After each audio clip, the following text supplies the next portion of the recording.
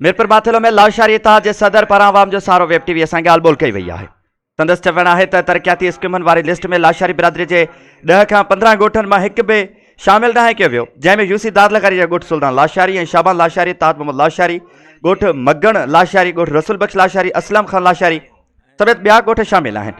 हुन चयो त 15,000 खां मथे वोट बैंक रखंदड़ लाशारी बिरादरीअ जे ॻोठनि खे गुज़िरियल केतिरनि ई सालनि खां मुकमल तौरु नज़रअंदाज़ कयो वियो आहे। हुन जो वधीक छा चवणु आहे अव्हां खे ॿुधायूं था।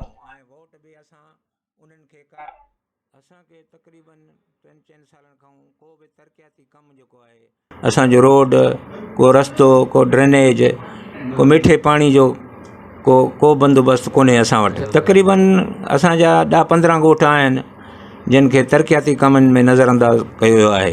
असांजो को बि ॻोठ इन तरक़ियाती स्कीम में जेकी लिस्ट निकिती आहे इन में हिकिड़ो बि लाशारियुनि जो ॻोठ जेको आहे उहो तरक़ियाती कमनि में न ॾिनो वियो आहे।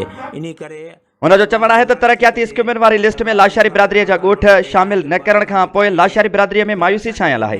जल्द ज़िले घोड़कीअ जे लाशारी बिरादरीअ सां मीटिंग करे खेनि एतमाद में वठी फ़ैसिला कया वेंदा वञे, छाकाणि त असां इन्हनि जा वोटर आहियूं ऐं असां इन्हनि जे जलसनि जुलूसनि में गॾु हूंदा आहियूं। जॾहिं त असां सभिनी ॻोठनि जो तालुक़ लुंड ग्रुप सां आहे।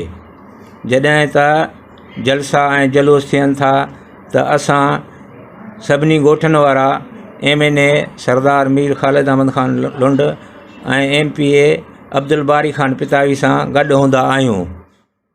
हुन जो चवणु आहे त असां हमेशह लुंड ग्रुप जे ख़ालिद अहमद ख़ान लुंड ऐं अब्दुल बारी ख़ान पिताफ़ीअ जा वोटर आहियूं। असांखे हमेशह ख़ालिद अहमद ख़ान लुंड ऐं अब्दुल बारी ख़ान पिताफ़ी तरक़ियाती कमनि जे हवाले सां मुख़ालफ़नि वारो सलूक करे नज़रअंदाज़ कयो आहे। ख़ालिद अहमद ख़ान लुंड सां गॾु आहियूं ऐं वोट बि असां उन्हनि खे कास्ट कंदा आहियूं।